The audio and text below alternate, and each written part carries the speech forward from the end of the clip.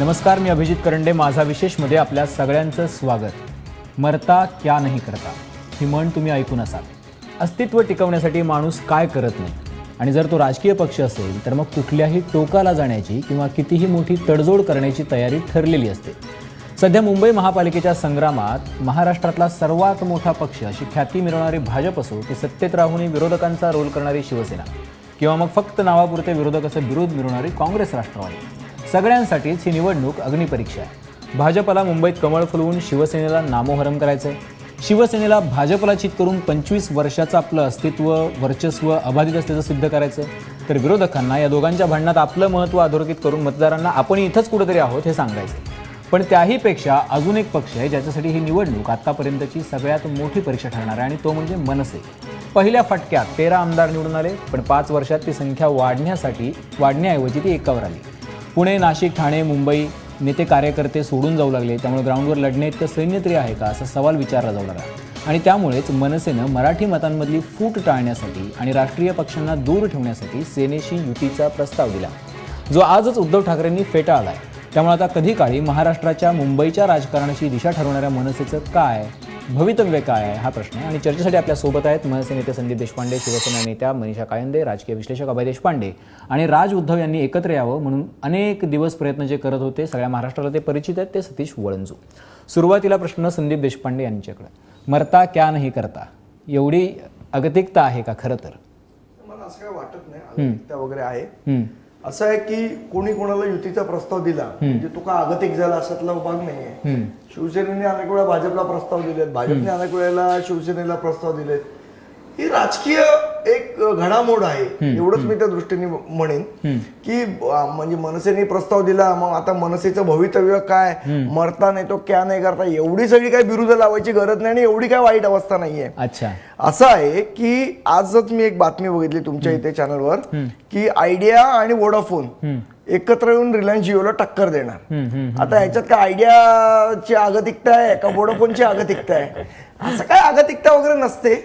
एक आमचा प्रस्ताव होता की भाजपची जी पॉलिसी आहे प्रादेशिक पक्षांना संपवण्याची, आज पूर्ण आपण देशात जर बघितलं तर उत्तर प्रदेशमध्ये समाजवादी पक्ष काँग्रेस एकत्र आले, बिहारमध्ये मुलायम सिंग लालू एकत्र आले.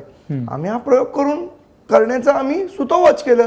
जर त्यांना नसेल पटत, आमची 227 जागांची तयारी आधी होती, आजही आहे, आणि आम्ही लढू. आणि काय होऊन होणार आहे, म्हणून काय होणार आहे, आम्ही लढतोच आहे ना. 5 वर्ष लढलोय. जसं बाळानांदगावकर म्हणाले की याच्यापेक्षा वाईट काय होण्याचं राहिलेलं नाही. ऐका ना, बाळानांदगावकर साहेब काय म्हणाले हा वेगळा मुद्दा आहे. नाही, ते म्हणाले ना आज पत्रकार परिषदेत, म्हणाले असतील. असं आहे, 5 वर्ष आम्ही महानगरपालिकेत सातत्याने चांगली कामगिरी केली आहे. शिवसेना असो नाही तर भारतीय जनता पक्ष असो, यांना विरोधी पक्ष म्हणून सक्षमपणे तोंड देण्याचं काम महाराष्ट्र नवनिर्माण सेनेने केलं आहे. विरोधी पक्षही म्हणजे आमचे जे विरोधी पक्ष आहेत महानगरपालिकेचे, शिवसेना, हेही नाकारणार नाहीत. त्यामुळे आम्ही कामगिरी केली आहे. आम्ही नाशिकमध्ये विकासाचं काम केलंय. नाही, मुद्दा असा आहे, 2 मिनिटं मला फक्त बोलू द्या. आम्ही विकासाची कामं केली, ती घेऊन लोकांपुढे जाऊ. लोकांना पटलं, लोक मतं देतील. नाही पटलं तर आम्ही पुन्हा आम्ही काम. असं आहे, राजकारण ही निरंतर प्रक्रिया आहे. 2012ला भारतीय जनता पक्षाला वाटलेलं का 282 खासदार येतील, आले ना त्यांचे. वेळ काय कोणाला सांगून येत नाही. मी संदीप देशपांडेजी तुम्हाला हा मुद्दा विचारणे किंवा हा प्रश्न विचारण्याचं कारण असं होतं की गेल्या चर्चेमध्ये ज्या वेळेला शिवसेना आणि भाजप एकमेकांवरती आग डागत होते, तो गोळे डागत होते, त्यावेळेला तुम्ही या चर्चेत होतात आणि तुम्ही असं म्हणालात की हे दोघंही सारखेच आहेत, या दोघांनीही मुंबईला बुडवलं. हे जे दोघं मुंबईला बुडवत आहेत त्यातल्या एकासोबत तुम्हाला का जायचंय? मग तुम्ही सांगा ना महाराष्ट्राला मुंबईला ठासून की मुंबईचं कल्याण महाराष्ट्र नवनिर्माण सेना करू शकते, मराठी माणसाचं कल्याण फक्त महाराष्ट्र नवनिर्माण सेना करू शकते, आणि त्यासाठी राजकीय पक्षांना टक्कर देण्यासाठी सुद्धा महाराष्ट्र नवनिर्माण सेना एकटी काफी आहे, या सगळ्याची गरज नाहीये. हे जर इतके लाचार असतील, हे जर इतके भ्रष्टाचारी असतील तर तुम्ही म्हणाला होतात ना या चर्चेत. असं आहे अभिजित, असं आहे, जेव्हा हा प्रश्न तुम्ही मला विचारता, सेम प्रश्न आपण शिवसेनेला विचारू शकतो की खिशात घातलेले राजीनामे तुम्हाला काढायचे नाहीत म्हणून तुम्हाला युती नाही का करायची. विषय तो नाहीये, त्यांना युती नाही करायची, तो विषय आमच्या दृष्टीने संपला. जर नसेल करायची तर काय आमची काही जबरदस्ती नाही, किंवा आम्ही काही तेवढं आम्ही एक प्रस्ताव देऊन बघितला, पटला नाही पटला. विषय असा आहे, आम्ही का की अगतिकता नाहीये. तुम्ही असं म्हणाला अगतिकता नाहीये, तुम्ही म्हणताय की आम्ही सक्षम आहोत, आम्ही तर लढणारच आहोत, आणि मग राष्ट्रीय पक्षांना टक्कर देण्यासाठी आपल्याला लढावं लागेल. तुम्हाला राष्ट्रीय पक्षांना टक्कर देण्यासाठी लढायचंय का तुम्हाला मुंबईच्या कल्याणासाठी लढायचंय, भ्रष्टाचारांना दूर करण्यासाठी लढायचंय? एकदा तुम्ही चित्र क्लिअर करा की तुम्हाला मनसेच्या अस्तित्वासाठी लढायचंय. नंबर एक विषय असा आहे की भारतीय जनता पक्ष ज्या पद्धतीने वागते, आज तुम्हाला मी छोटं उदाहरण देतो. आम्ही एक प्रस्ताव आणलेला महानगरपालिकेमध्ये की जे नॉनव्हेज लोकांना घरं नाकारतात त्या लोकांना तुम्ही त्या लोकांची ओसी रद्द करा. त्यावेळेला शिवसेनेने आम्हाला पाठिंबा दिला होता, मनसे पक्षाला. फक्त एकमेव पक्ष होता भारतीय जनता पक्ष की ज्यांनी या प्रस्तावाला विरोध केलेला. वैचारिक दृष्ट्या आम्ही शिवसेनेच्या जवळ होतो किंवा आहोत असं म्हटलं तर वावगं ठरणार नाही. आणि जर आम्ही जवळ आहोत आणि जर एखाद्या राष्ट्रीय पक्षाला रोखायचं असेल तर युतीचा प्रस्ताव ठेवला, याच्यामध्ये एवढं काहूर माजवण्याचं कारण नाही ना. पटला आमची काही जबरदस्ती नाही. तुम्हाला पटत असेल तर हो, नाही पटत असेल तर आम्ही 5 वर्ष विरोधी पक्ष म्हणून शिवसेना असो किंवा भाजप असो, दोघांचं जे करायचं ते केलेलंच आहे. ठीक आहे, तेच तर मुद्दा होता ना की तुम्ही दोघांचं जे करायचं ते केलं आणि परत तुम्हाला त्यांच्यासोबत बसायचं. हरकत नाही, तुमची इतकी प्रांजळ तुमची भावना आहे ना. नाही संदीप देशपांडे, विषय असा आहे की हा प्रश्न तुम्ही शिवसेना पक्षाला विचारला का? नाही हा प्रश्न मारामार करतात आणि राज्यात सत्तेत का? नाही संदीप देशपांडेजी, तुम्ही असं कसं विसरू शकता? ऐका ना संदीप देशपांडे, तुम्ही हे कसं विसरू शकता की तुम्ही चर्चेत असतानाच हा प्रश्न शिवसेना आणि भाजपला विचारला गेला होता असं. आणि तुमची स्मरणशक्ती चांगली, याच्यावर माझा विश्वास आहे. तुम्ही असं त्याचं उत्तर दिलं ना तुम्हाला. दुसरं दोन गोष्टी आहेत. गोष्ट अशी आहे की दोन जे पक्ष राज्यात सत्तेत आहेत ते एक महानगरपालिकेत एकमेकांविरुद्ध भांडतायत. संदीपजी हा प्रश्न विचारणार नाही, पण मनसेला हा प्रश्न का विचारला जातोय? नाही संदीपजी, फक्त एकच विषय येतो की मागच्या महापालिकामध्ये या 5 वर्षामध्ये मागच्या वेळेस मी तुम्हाला सांगितलं की विरोधी पक्ष म्हणून तुमची कामगिरी काँग्रेसपेक्षाही सरस होती. प्रश्न असा आहे की एकला चलोरची जी भूमिका घेतली होती तुम्ही आधी, ती भूमिका बदलण्याची वेळ तुम्हाला का आली असं वाटतंय की आता मुंबईमध्ये मागच्या लोकसभा आणि विधानसभेच्या निवडणुकीनंतर आपण मुंबईमध्ये किंवा अन्य ठिकाणी कुठे एकटं लढू शकत नाही अशी परिस्थिती निर्माण झाली अशी वाटतंय का? म्हणजे हा मूळ प्रश्न आहे की ह्या म्हणजे त्याच्यामुळे आगतिकता हा शब्द आला तो त्याच्यामुळे, बाकी काही नाही. मला असं वाटतं याच्यामध्ये या सगळ्या चर्चेमध्ये की परिस्थिती जी असते त्यानुसार एखादा निर्णय घेतला जातो. आज कधीतरी तुमचा कार्यक्रम 9 वाजता असतो, कधीतरी 7 वाजता होतो, तर काय लगेच जागतिकता होत नाही ना. ती परिस्थिती असते. तुमच्या तुलनांमुळे मला तुम्ही खूप लॉजिकल आहात, पण तुम्ही आज काय झालं तुम्हाला कळत नाहीये मला. त्याच्यामध्ये काही अगतिकता किंवा काही अरे लगेच भूमिका बदलली वगैरे. संदीपजी, तुमची महापालिकेतली कामगिरी खूप लॉजिकल आहे, पण तुम्ही आज असं का करताय कळत नाही. हरकत नाही. काय बोलतोय असं मला वाटत नाही, लॉजिकलच बोलतोय. मनीषा कायंदेजी, मुद्दा असा आहे की इतका प्रांजळपणे जर एखादा पक्ष राष्ट्रीय पक्षाला जो ताब्यात ठरतोय सगळ्यांना, जो प्रादेशिक पक्षांना संपवायला निघालेला आहे, त्याला थांबवण्यासाठी, त्याला रोखण्यासाठी जर एखादा पक्ष प्रांजळपणे एक भूमिका घेऊन येत असेल तर तुम्हाला एवढं वावडं काय त्याच्यामध्ये? इतकं राजकीय अस्पृश्यता मनसेबद्दल काय तुमची? नाही, असा काही विषय नाहीये की राजकीय अस्पृश्यता वगैरे. मुळात म्हणजे शिवसेना नेहमीच अन्य पक्षांपेक्षा किंवा ज्यांच्यावर आमची युती होती भारतीय जनता पार्टी बरोबर, तर आम्ही जास्ती वॉर्ड लढत आलेलो आहे. आणि 227 शाखा आहेत. प्रत्येक शाखेवर किमान 7 ते 8, 10, 12, 15 जण तयार आहेत, निवडणुकीसाठी इच्छुक आहे. इतक्या लोकही पक्ष प्रवेश करतात आहे इतर पक्षातून. चांगली मंडळी येतात आहे पक्षामध्ये, पक्ष वाढतोय दिवसेंदिवस आणि ह्याचा आम्हाला आनंद आहे. त्याच्यामुळे संदीप देशपांडे सारखा माणूस जर तुमच्या सोबत आला तर त्याचा पण तुम्हाला आनंद व्हायला पाहिजे ना. आता चांगलं काम करतायत ते. मुद्दा असा की तुम्ही मुंबईच्या जनतेसाठी ते त्यांच्या परीनेच काम करतात, आम्ही आमच्या परीने काम करतो. परंतु कसं आहे की युती करण्याची आवश्यकता जी आहे ती आवश्यकताच नसली तर मग युती करायची कशासाठी? ऑलरेडी आमच्याकडे आमचीच माणसं आहेत. युती कधी करतात की बाबा लोकांकडे तिकडे कॅन्डिडेट नाहीये, आमच्याकडे तशी परिस्थितीच नाही. तुम्हाला असं म्हणायचं का की मनसेकडे कॅन्डिडेट नाही म्हणून ते युतीसाठी प्रस्ताव घेऊन येत आहेत? नाही, आता त्यांची काय भूमिका आहे मला माहित नाही. त्यांनी त्यांची भूमिका सांगितली, म्हणजे त्यांची अस्तित्वाची लढाई आहे का अजून काही आहे की मला त्याच्यावर भाष्य करायचं नाही.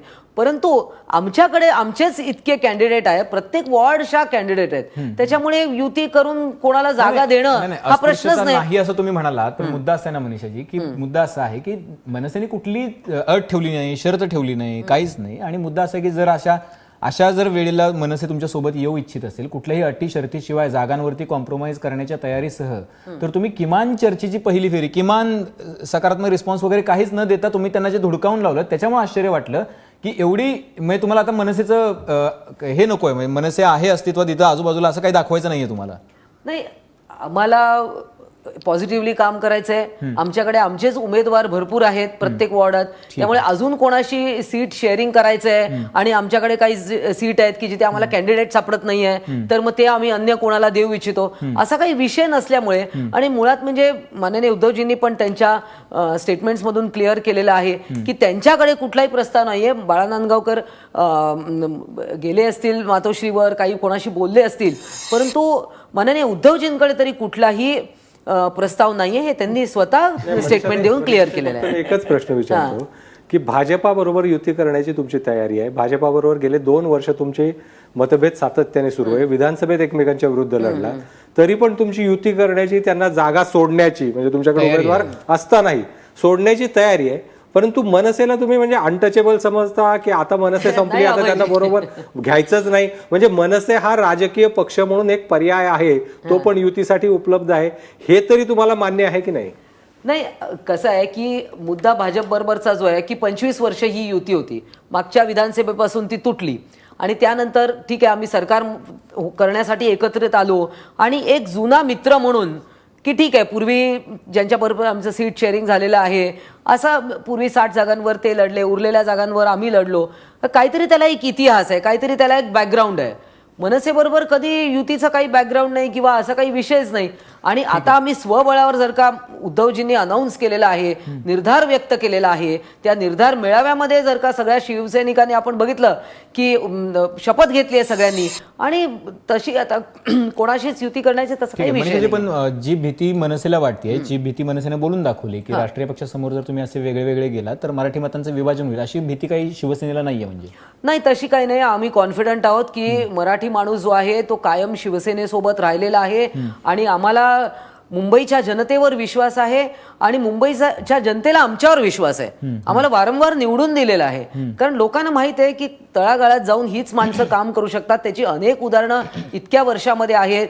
कुठलाही नैसर्गिक आपत्ती असो, काही असो, पाऊस वारा सगळं सहन करण्याची कार्यकर्त्यांची तयारी आहे आणि हाच एक पक्ष आहे की जो मुंबईला तारून नेऊ शकतो.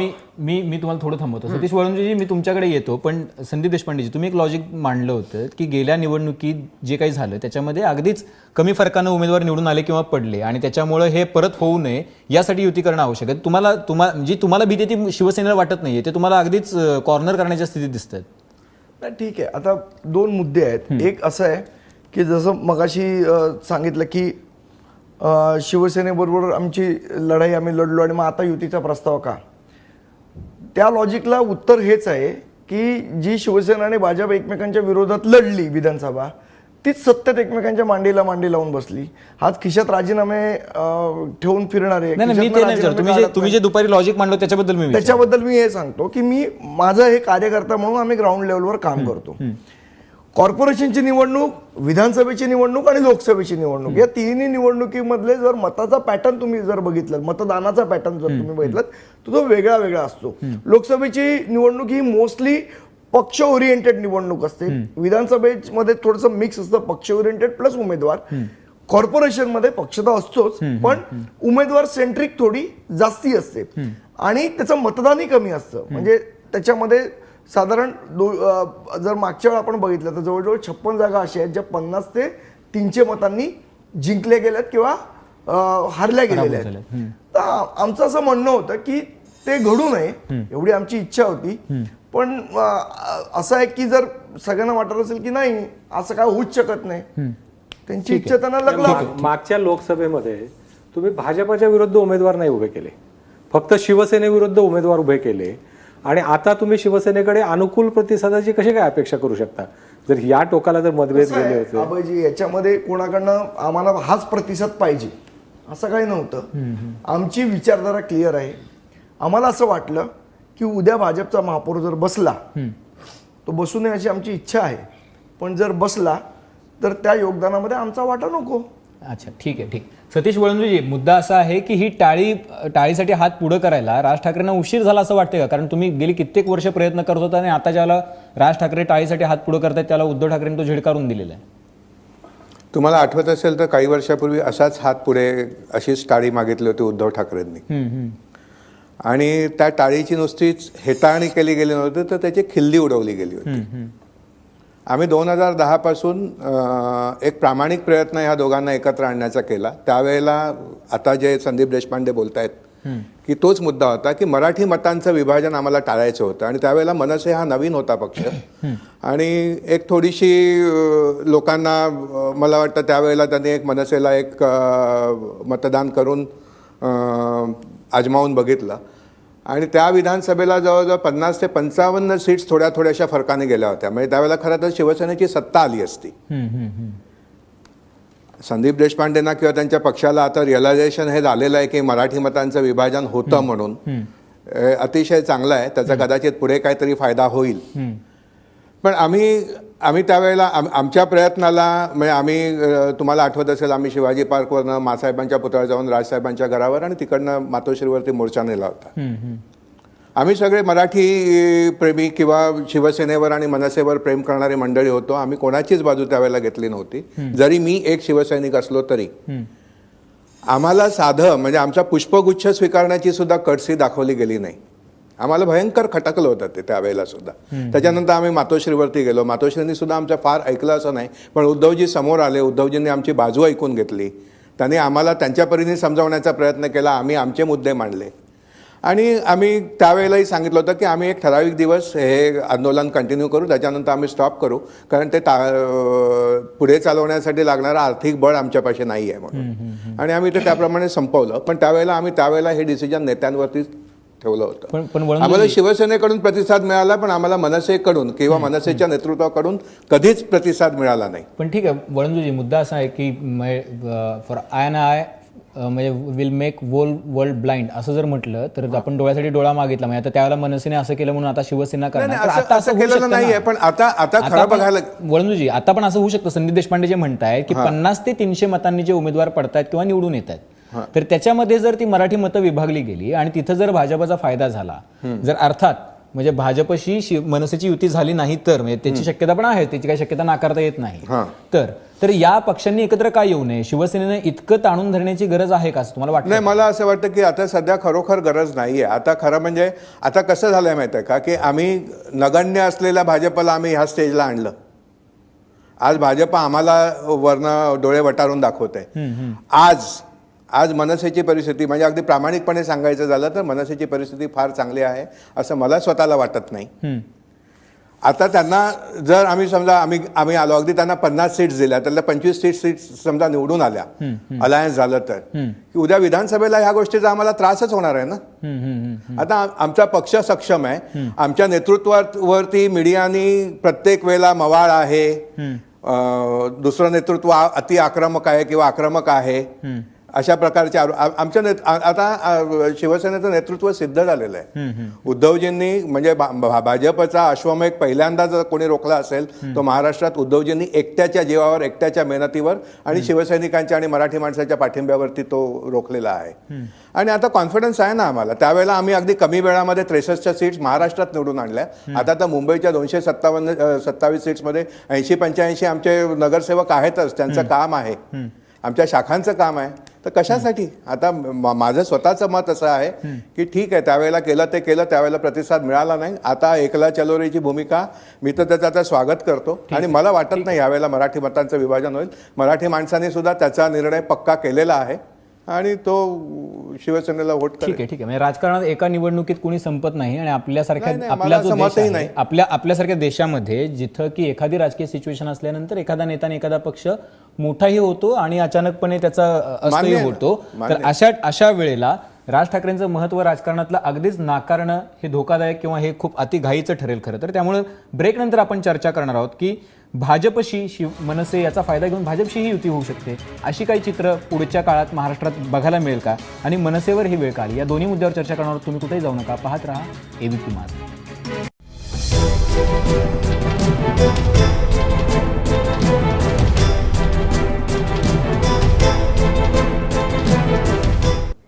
शिवसेनेनं टाळी झिडकारली आहे आणि आता मनसेचं भवितव्य काय या विषयावर चर्चा चालू आहे. पण चर्चेपूर्वी शिवसेनेच्या नेत्यांचं म्हणणं असं आहे की आता मराठी माणसानं ठरवलेलं आहे. पण मुद्दा असा आहे मनीषा कायंदेजी की आता जरी मराठी माणसानं ठरवलेलं असलं तरी या सगळ्यामध्ये सुद्धा उद्या चालून शिवसेनेला जर भाजपनं ऑफर दिली युतीची आणि शिवसेना भाजपची जर युती झाली जसं अभय देशपांडे म्हणाले, तर मनसेची जर शिवसेना आणि भाजप आणि मनसेची युती झाली तर मराठी मतांचं विभाजन मनसेने केलं असं तुम्हाला म्हणता येणार नाही, कारण ते तुम्हाला म्हणू शकतात की आम्ही तुमच्याकडे आलो होतो या मतांचं विभाजन टाळण्यासाठी, तुम्ही नकार दिलात म्हणून आम्ही त्यांच्यासोबत गेलो. मुळात अभिजित एक गोष्ट लक्षात घेतली पाहिजे की पूर्वी आपल्याला आठवत असेल भारतीय जनता पार्टीची काही मंडळी राजसाहेबांबरोबर त्यांची दोस्ती आहे. उदाहरणार्थ आशिष शेलार यांच्याबद्दलच बोलायचं झालं तर त्यांना फार त्यांचं अगदी अप्रूप होतं की राज ठाकरेंबरोबर माझी दोस्ती आहे, मैत्री आहे, त्यांनी माझ्यासाठी बँड्रातून कॅन्डिडेट दिला नाही वगैरे वगैरे.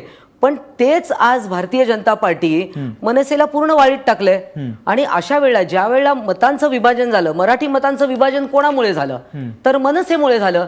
आणि आता हे सगळं बोलून आणि हे सगळं आता जेव्हा सगळीकडनंच काही दिसत नाहीये, नाशिक पण हातातून सुटतंय हे सगळं, आणि इतका मनस्ताप शिवसेनेला, स्वतः माननीय उद्धवजींना इतका मनस्ताप झाला या सगळ्यामुळे, आणि वैयक्तिक टीका देखील सहन केल्या. इव्हन हिंदू हृदय सम्राटांचं जेव्हा स्मारकाचा विषय आला तेव्हाही इतके म्हणजे वादातीत मुद्दे उभे केले मनसेकडून. त्यामुळे निश्चितच आता हे सगळं बोलून आणि आता हे सगळं करून काहीच उपयोग नाहीये. कारण वैयक्तिक टीकेमुळे, वैयक्तिक टीका जी झाली आणि जे मधल्या काळामध्ये राज ठाकरेंकडून बोललं गेलं त्याचा परिणाम आहे की आता तुम्हाला नकोच आहे, म्हणजे नुकसान झालं तरी चालेल, पण युती नको. जेव्हा मराठी माणसाचं नुकसान झालं, मुंबईचं नुकसान करायला तुम्ही गेलात आणि दाखवलं की आम्ही किती मोठे आहोत, मध्येच तुमची तिथे गडकरींशी चर्चा होते, मध्ये हे सगळे जे भाजपाशी मध्येच तुम्ही मोदींचं कौतुक करता, हे सगळं जे काय लोकांनी पाहिलंय, महाराष्ट्राची जनता बघते ना की काय आहे म्हणून. आणि हे सगळं असताना आता तुम्ही येता कारण तुम्हाला आता वाटतंय की there is no ground left. तर ही जी भूमिका आहे अतिशय चुकीची आहे. नाही, तुम्ही हे जे सांगता ना, म्हणून मी तुम्हाला पुन्हा एकदा विचारतो की हे झालंय आधी, पण आता हे पुन्हा टाळण्यासाठी तुम्ही एक पाऊल मागे येऊन त्याचा विचार करायला काय हरकत आहे की हे आता तशी काही गरजच उरली नाही ना. आता काय आहे की आता त्यांनी जे काय आपण एखाद्या पॉलिटिकल टर्मिनॉलॉजी म्हणतो की they played a spoil sport, असं आता तशी काही राहिलेलं नाहीये. आता तशी पण ताकद, एखादे न्यूसेन्स व्हॅल्यू ज्याला म्हणतात तशी आता न्यूसेन्स व्हॅल्यू पण दिसत नाहीये ना कुठे. स्पष्ट असं म्हणायचं आहे की मनसे राजकीय पक्ष म्हणून आता मनसेचं अस्तित्व नाकारताय तुम्ही, हे चक्क हे सगळं बोलणं म्हणजे तुमचं तुम्ही अस्तित्व नाकारताय, तुम्ही स्पष्टपणे तुम्हाला असंच म्हणायचं नाही. कशाला, जनतेनेच ठरवलेलं आहे, त्यांनी त्यांच्या हाताने केलेलं आहे.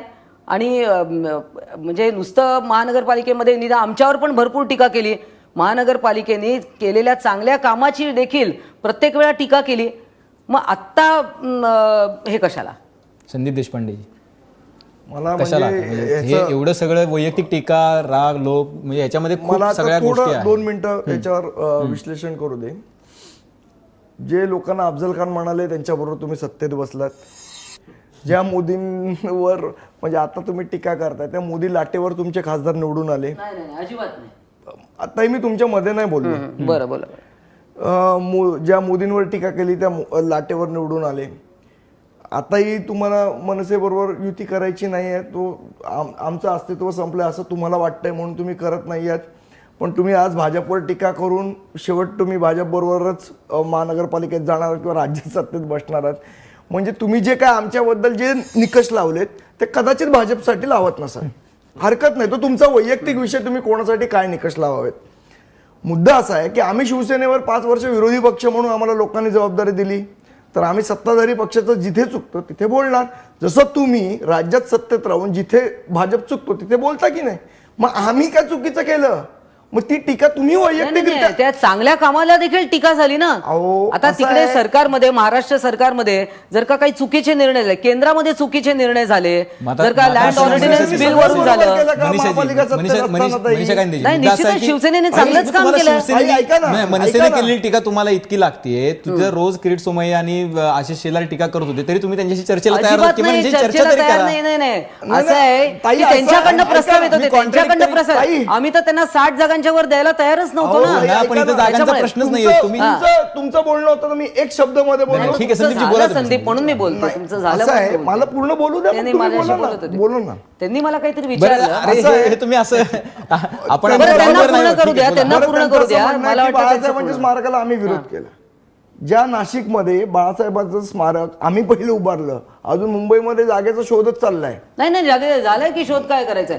तुम्ही आमचं स्मारक उभारून तिथे शस्त्र ठेवून झाली, बाळासाहेबांच्या जागा आहे ना. त्यामुळे त्यामुळे आम्ही स्मारकाला विरोध केला किंवा हे केलं, या गोष्टी ठीक आहे. म्हणजे आता तुम्हाला नाहीच युती करायची तर निदान भांडारी जोडू नका. नाही करायची ना, ठीक आहे, हरकत नाही. आम्ही प्रस्ताव ठेवला, आम्ही काय तुमच्या डोक्यावर बंदूक किंवा तलवार घेऊन मागे लागलो नाही ना तुमच्या की युती करा म्हणून. नाही करायची नाही करू, आपण जसे आधी लढत होतो पुढे लढत राहू, त्याच्यात काही वावगं नाही ना. इतके दिवस लढलो, अजून पुढे लढू. आम्ही युतीचा प्रस्ताव याच्यासाठी ठेवला की राष्ट्रीय पक्ष आज प्रादेशिक पक्षांची अस्मिता तर हाच ही मुद्दा, धोक्यात- संदीप, एक संदीप. सेकंड अस्मिता धोक्यात आणण्याचा प्रयत्न करते, म्हणून आम्ही तुम्हाला जागरूक केलं. तुम्हाला नसेल व्हायचं, तुम्हाला असं वाटत असेल की तुमचीच ताकद आहे मुंबईमध्ये, तर तुम्ही त्या पद्धतीने लढा. आम्हाला ज्या पद्धतीने नाही, आमची नाही. ताकद नाहीये असं समजू नाही, ऐका आपण. ऐका ना. ज्या मला पद्धतीने ह्याच्यावर उत्तर देऊ, आम्हाला ह्याच्यावर लढू. की असं आहे छोटा की प्रश्न आता आहे. राष्ट्रीय एक मिनिट अभयजी आत्ताच तुम्हाला हे का वाटू लागलंय की रिजनल पार्टीज हे नॅशनल पार्टी संपवायला निघाले आहेत वगैरे? मग त्यावेळी जेव्हा तुम्ही फुटून बाहेर पडला त्यावेळी असं का नाही वाटलं? त्यावेळा मराठी माणूस दिसला नाही, त्यावेळा रिजनल पार्टीचं अस्तित्व दिसलं नाहीये, हे आताच का दिसतंय? सांगतो ना, याचंही उत्तर देतो तुम्हाला. आताच का दिसतंय? देतो याचं उत्तर.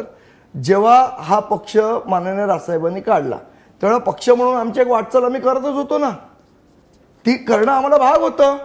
हो, पण तेव्हा तुमचा मग त्यावेळेला- तुमचा सगळा रोग शिवसेनेला कसं संपवायचं? नाही नाही, अजय का काँग्रेसवर टीका नाही केली आम्ही. तुम्ही भाजपला कधी काँग्रेसने संपवायला आम्हाला निघालात का? जेलमध्ये- भाजपला कधी आम्ही- संपवायला निघालात आम्ही- का? ऐका, काँग्रेसला कधी संपवायला ऐका. निघालात का? आम्ही नाही. कोणालाच संपवायला निघालो नाही. आमचं आंदोलन हे उत्तर भारतीय विरुद्ध होतं. तुम्ही ते उगीच तुमच्या अंगावर घेताय की आम्ही तुम्हाला संपवायला गेलो म्हणून. आमचं नाही, ते आंदोलन उत्तर उत्तर भारतीयांवर उत्तर होतं. भारतीयांचं. तुमच्या अंगावर यायचं किंवा तुम्हाला संपवायचा कुठे विषय आला त्याच्यामध्ये?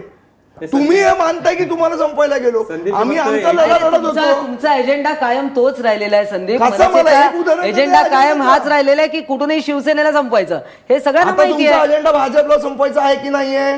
तरी नाही, नाही, भाजपला सत्तेत भाजप बसतात की नाही नाही नाही, भाजपला संपवायचं असं आहे की आम्हाला म्हणजे तुमचं आम्हाला logic आम्हाला बरोबर आहे. आम्ही आमचं logic स्वतःला चुकलं. प्रूव्ह केलेलं आहे, पण वी वॉन्ट टू फर्दर आहे रिएफॉर्म. ना. आम्हाला आम्ही पण जनतेलाही prove दाखवून केलेलं द्यायचंय आहे. आमची की 13 हे आमदार होते, रिजनल आमची पण 28 नगरसेवक या आहेत. ज्या राष्ट्रीय यापुढे- पक्ष आहेत, भाजपला यापुढे- सगळ्याच रिजनल पार्टी संपवायच्या आहेत सगळीकडे. अहो, म्हणजे आता आम्ही तिकडे तेच सांगतो तामिळनाडू तुम्हाला. असेल. हो, पण आम्ही मग तेच सांगतो ही तुम्हाला. आमची भूमिका पहिल्यापासून होती, तुमची आता निर्माण झाली अचानक. नाही नाही, तुमची भूमिका भाजपच्या विरोधात कधीच नव्हती. 2012 पर्यंत तर नव्हती. बरं. 2014 मला माहिती असेल, इव्हन एनडीएचं पहिलं सरकार होतं, अटलजी जेव्हा पंतप्रधान होते तेव्हा देखील शिवसेना नेहमी स्वतःचं अस्तित्व, स्वतःचं वेगळेपण आणि स्वतःचा जो अग्रेसिव्हनेस किंवा असर्टिव्हनेस हा नेहमी शिवसेने राखून ठेवलाय. 2014ला विधानसभेलाही दोन्ही पक्षांच्या नेत्यांची बोलणी झाली होती.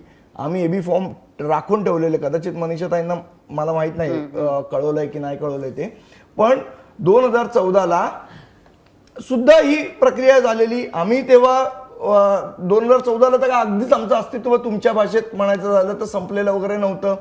त्यावेळेलाही आम्ही एबी फॉर्म राखून ठेवलेले, पण त्यावेळेला पुढे चर्चा शिवसेनेकडून झाली नाही. ही वस्तुस्थिती आहे, ही कोणी नाकारत नाही. माझं म्हणणं असं आहे की त्यावेळेला तुम्ही असं केलं, ह्या वेळेला मी असं केलं की आपली घरगुती भांडणाने एक पॉलिटिकल प्रस्ताव ठेवलेला आम्ही. तुम्ही पॉलिटिकली बोला त्याच्यावर. ठीक संदीप एकच मग politicalच पॉलिटिकलच आहे प्रश्न विचारतो एक मिनिट. की शिवसेनेने तुमचा हात स्वीकारलेला नाहीये, तुमचा प्रस्ताव स्वीकारलेला नाहीये. अशा परिस्थितीमध्ये भाजपाकडेही हा प्रस्ताव तुम्ही देणार का? ना, भारतीय जनता पक्षाचं आमचं हे वैचारिक कधी मनोमिलन होऊ शकेल असं मला वाटत नाही. कारण ते ज्या पद्धतीने परप्रांतीयांना चुचकारतात किंवा त्यांचे लाड करतात ते का आम्हाला शक्य होणार नाही सहन करणं. त्यामुळे मला वाटत नाही असा काही प्रस्ताव आहे किंवा अशा काही पद्धतीचं आमचं वैचारिक मनोमिलन होऊ शकतं. एक आम्हाला असं वाटलं जसं 25 वर्षापूर्वी भारतीय जनता पक्ष आणि शिवसेनेला वाटलं की आपण नैसर्गिक मित्र होऊ शकतो, तसं आम्हाला वाटलं म्हणून आम्ही प्रस्ताव ठेवला. जर त्यांना नाही म्हणायचं असेल तर तुम्ही फक्त प्लेनली नाही म्हणा. एवढे सगळे कारणं तर आम्ही विचारली नाहीत ना तुम्हाला की का तुम्ही नाही म्हणताय ते.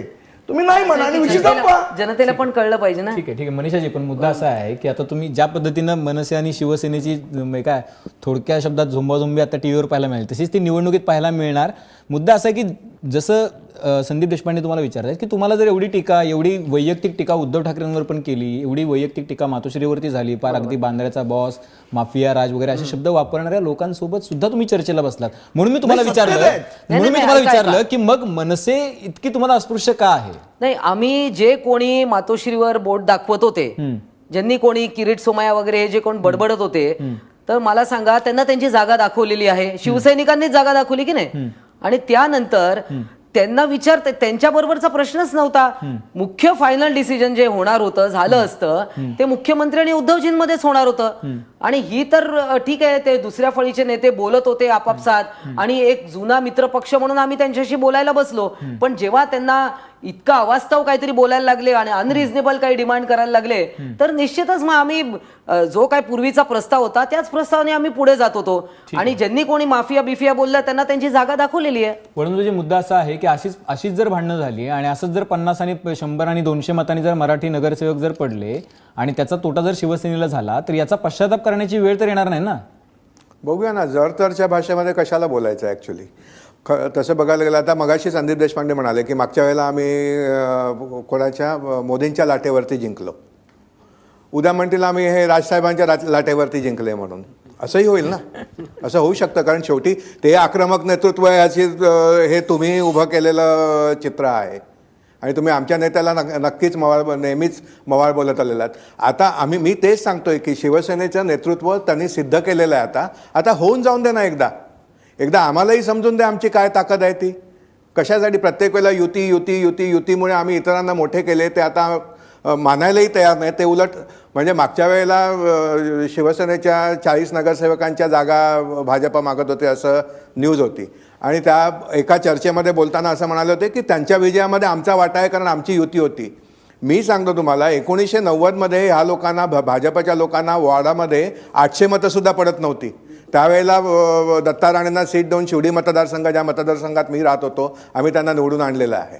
समजलं. आता ज्या वेळेला आमचा पक्ष वाढतोय, आम्हाला स्पष्ट दिसतोय, आम्ही महाराष्ट्र पादाक्रांत करायचा विचार करतोय, त्यावेळेला मला तरी वाटतं की आणि ह्या छोट्या मोठ्या डिव्हिजनला घाबरायची काही गरज नाही. एकदा काय ते होऊन जाऊन दे, आम्हालाही आमची ताकद समजेल, त्यांनाही त्यांची ताकद समजेल.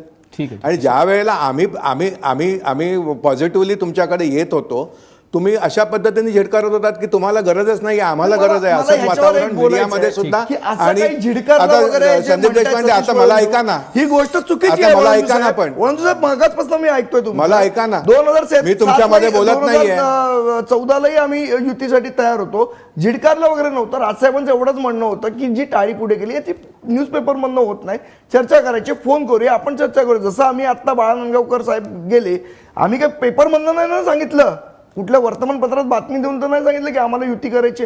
आम्ही प्रॉपर प्रस्ताव पाठवला, तुम्ही नाही म्हणालात, फाईन. त्याच्यामध्ये काही वाईट वाटण्याचं कारण नाही, आम्हालाही नाही त्यांनाही नाही. ठीक आहे. वळंद साहेब, मी येतो तुमच्याकडे. अभय देशपांडे, आपली वेळ कमी उरलेला आहे. आज तर असं झालंय की म्हणजे जाता जाता बाळनगावकरांनी खूप काही गोष्टी सांगितल्या, म्हणजे याच्यापेक्षा आमचं वाईट होणार नाही. आणि दुसरी महत्त्वाची गोष्ट सांगितली की खूप फोन कॉल झाले, त्यांनी 5-7चा काहीतरी उल्लेख केला, तर त्यातला फोन कॉलला उत्तरही दिलं नाही राज ठाकरेंच्या शिवसेनेनं. तर आता ही अशी अवस्था मनसेची कशामुळे झाली? शिवसेना असं का वागवते? मनसेचं एक आहे की मागच्या निवडणुकीमध्ये 2012च्या निवडणुकीमध्ये त्यांनी मोठ्या प्रमाणात मतं घेतली, त्यांच्या जागा ज्या त्या प्रमाणात कमी आल्या निवडून, त्यांची मतं खूप होती, जवळपास 20% आसपास मतं घेतली होती त्यांनी. परंतु तशी परिस्थिती नाही याची जाणीव आहे त्यांना, म्हणूनच ते मैत्रीसाठी आले पुढे. शिवसेनेच्या भूमिकेतून जर आज विचार केला तर आता या क्षणाला परत युती करणं शिवसेनेला आज करायचंच नाही. शिवसेनेलाही स्वबळावर जायचं ठरवलेलं आहे त्यांनी. त्यांना युतीच करायची असती तर त्यांनी भाजपच्या अटी मान्य करून भाजप बरोबरच केली असती. आज परिस्थिती अशी आहे की आज मनसेला बरोबर घेऊन भाजपला आणखी एक पर्याय स्वतःच निर्माण करून द्यायचा आहे का त्यांना? तो नाहीये. एक निश्चित आहे की हे दोघं एकत्र आले असते तर निश्चितपणे एक पोटेंट कॉम्बिनेशन आहे. उद्धव ठाकरेंकडे संघटन आहे, त्यांच्याकडे राज ठाकरेंकडे वक्तृत्व आहे, एक मोठं कॉम्बिनेशन झालं असतं. पण आपला प्रतिस्पर्धी आपणच परत उभा करणं हे राजकारणात कुठला पक्ष स्वीकारेल? आणि ते सुद्धा या स्टेजला मला वाटतं की शिवसेनेने आज निर्णय घेतलेला आहे की आज आपण स्वबळावर पुढे जावं. आणि मनसेने एक हा प्रस्ताव पाठवून एक निश्चित केलं की उद्या जर शिवसेनेचं नुकसान झालं तर त्याला आम्ही जबाबदार नाही, एवढी त्यांनी आज खात्री करून घेतली की आम्ही प्रस्ताव घेऊन गेलो होतो, हे नाही म्हणाले, त्याच्यामुळे यांचे जर पडले असतील उमेदवार तर त्याला तेच जबाबदार आहेत. त्याच्यामुळे तो ब्लेम किंवा तो दोष आपल्याकडे येऊ नये एवढी काळजी त्यांनी मला वाटतं हा प्रस्ताव टाकून घेतलेली आहे. नक्कीच. म्हणजे अतिशय महत्त्वाचा मुद्दा आहे की आता जर निवडणुका झाल्या आणि निवडणुकांमध्ये जर काही बरं वाईट झालं, त्याच्यामध्ये 2-5 जागांचं इकडे तिकडे काही झालं आणि त्याच्यामुळे जर शिवसेनेचं नुकसान झालं तर त्याचा दोष अगदीच मनसेला देऊन चालणार नाही. पण राजकारणात एका रात्रीत किंवा एका निवडणुकीमध्ये 5 वर्षाचा कालखंड हा जरी खूप मोठा असला तरी एका निवडणुकीमुळे सगळं चित्र बदलतं असं म्हणता येणार नाही. त्यामुळे मनसेला आत्ता इतक्यात राजकीयदृष्ट्या सगळ्या पक्षांनी अस्पृश्य करण्याची घाई करू नये. त्यामुळे येत्या काही दिवसांमध्ये ज्यावेळेला निवडणूक ॲक्च्युअली सुरू होईल, ज्यावेळेला ॲक्च्युअली सभा सुरू होतील आणि आता जसं मराठी मराठी माणसांमध्ये सुद्धा म्हणजे जसं दोन पक्ष जसे एकमेकांसोबत टीव्हीवर भांडताना दिसले तसे मतदानाच्या केंद्रावरती सुद्धा हे चित्र दिसेल आणि त्याच्यामध्ये सुद्धा मतविभाजन होतंय का हे निवडणुकीनंतर स्पष्ट होईल की शिवसेनेचा निर्णय बरोबर होता की चुकीचा होता. आपल्या सगळ्या मान्यवरांनी चर्चेसाठी वेळ दिला तर धन्यवाद. तुम्ही पाहत राहा एबीपी.